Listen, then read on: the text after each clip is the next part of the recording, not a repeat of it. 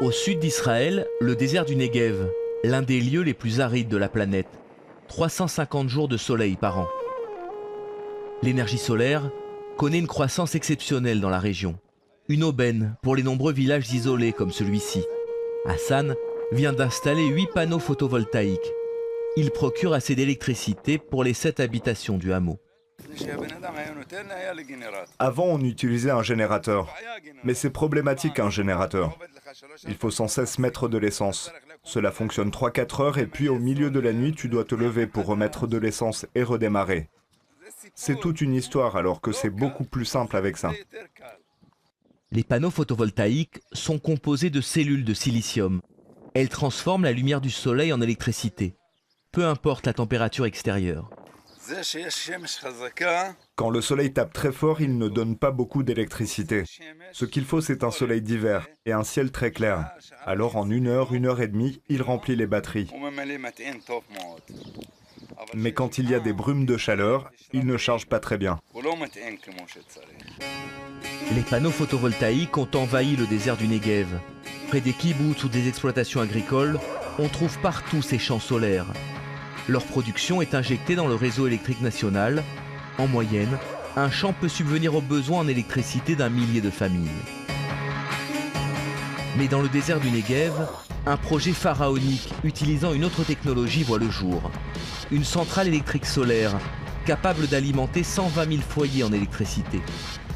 Elle ne fonctionne pas avec des panneaux photovoltaïques, mais avec des héliostats, des miroirs, 50 000 miroirs, 1 million de mètres carrés de surface.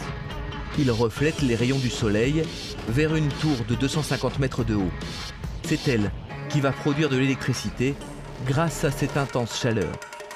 Ce chaudron va atteindre une température de 600 degrés Celsius et une pression de 170 bars, 170 atmosphères pour créer la vapeur qui tourne la turbine, qui tourne l'alternateur et génère de l'électricité. Pour capter le maximum de rayons du soleil tout au long de la journée, les héliostats pivotent en permanence. Ils sont pilotés individuellement depuis un ordinateur grâce à ce boîtier Wi-Fi. Ce procédé, baptisé énergie solaire concentrée, repose sur le même principe qu'une centrale thermique classique. Simplement, le soleil remplace le charbon, le gaz ou le fioul. La chaleur des rayons, reflétée par les miroirs, réchauffe ces tuyaux dans lesquels circule de l'eau. L'eau devient de la vapeur qui, sous pression, alimente la turbine. Mais contrairement à une centrale classique, à l'intérieur du chaudron, rien ne brûle. Dans un chaudron classique, conventionnel, de charbon par exemple, on attendrait ici une température de 600 degrés. On ne pouvait pas se mettre debout dans le chaudron. Chez nous, c'est le contraire. La chaleur arrive de l'extérieur. La technologie de l'énergie solaire concentrée est spectaculaire. Mais le procédé est-il vraiment rentable comparé aux panneaux photovoltaïques classiques dont le prix a chuté ces dernières années, alors qu'une centrale comme celle-ci coûte 700 millions de francs? Yosef Abramovich est l'un des meilleurs spécialistes de l'énergie solaire en Israël. Avant, le thermique était moins cher que le photovoltaïque.